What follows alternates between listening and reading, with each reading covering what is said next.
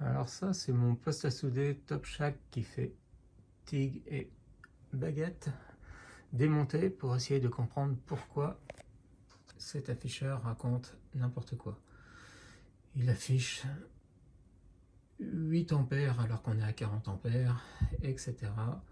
Donc rien de bon. Donc c'est pour ça que j'avais commencé par mettre des indications écrites dessus pour la baguette de 1.6, 2.5 et 3.2.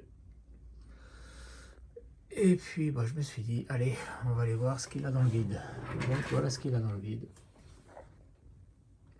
On voit que c'est quand même plutôt pas trop mal l'intérieur.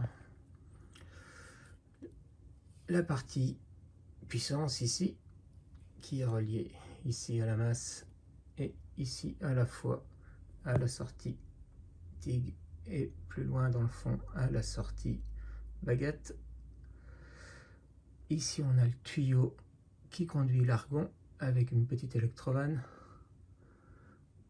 Ici un relais de sécurité, ici le redressement et ici la carte afficheur.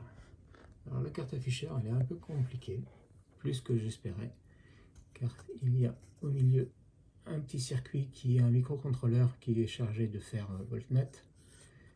Ici un double ampli-up qui est censé mettre en condition la tension qui arrive du potentiomètre par ces fils.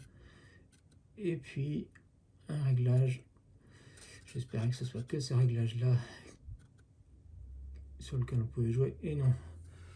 Lorsqu'on s'amuse, si je puis dire, à regarder où vont les fils, mesurer les tensions et voir le schéma de principe, et bon, c'est pas ça que c'est un peu compliqué. Le potentiomètre, enfin on va dire les deux potentiomètres sont reliés entre eux par une résistance de 510 ohms. Ça passe par une résistance de 30 kΩ, une résistance pull-up avec une diode, et puis un autre potentiomètre variable qui est combiné avec la première résistance variable qui est sur la carte afficheur. Et il y a même une référence de tension, une TEL 431, pour compliquer encore plus les choses.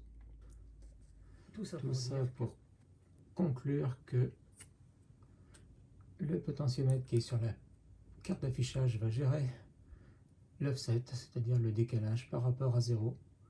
On ne va pas pouvoir faire des miracles puisqu'on arrive en butée du potentiomètre si on veut trop peaufiner.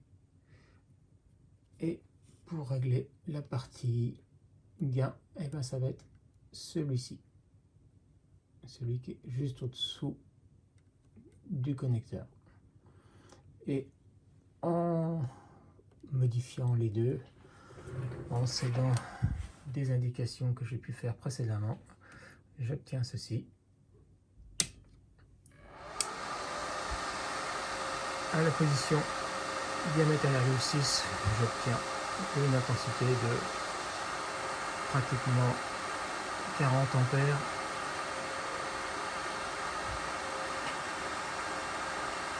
À 2,5, 80 ampères et à 3,2, 110, 120 ampères, ce qui est les intensités que l'on remarque généralement sur les postes à souder classiques.